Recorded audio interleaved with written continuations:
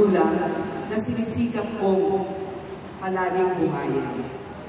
Mga kababayan, sa trabaho sa Senado, hindi po madali sapagkat marami tayong tinitimbang.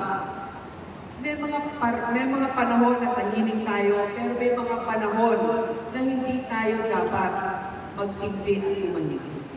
At isa na po dito, ang na-explica na sa inyo ng aming mga kasamahan, lalo-lalo na pagdating dito sa kanilang itinutulak na People's Initiative. Na-explica na sa inyo ng aming kasama na si Senator Pia, Senator Amy, Senator Joel. Alam na ninyo yan. Paalala lang po sa inyong lahat na sana kausapin din ninyo ang inyong mga kaibigan, mga kamag-anak tungkol dito. Kaya nga masaya ako sa pagtitipon na ito dahil alam ko na madasalin kayo. Alam ko na gusto ninyo kung anong makakabuti para sa inyong spiritual na pagkatao. At kasama na rin dito ang pagmamahal sa bayan.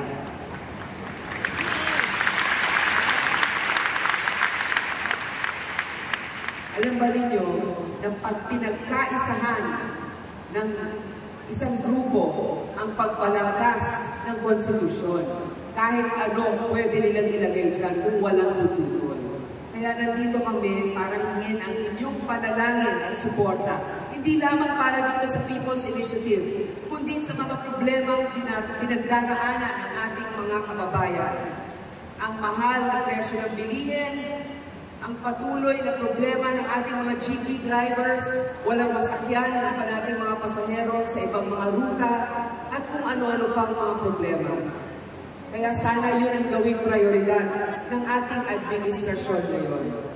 So tatapusin ko na po ito para lamang ipaalala sa inyo. Sabi ng nanay ko, pag meron kayong question, huwag mahihiyang magtanong.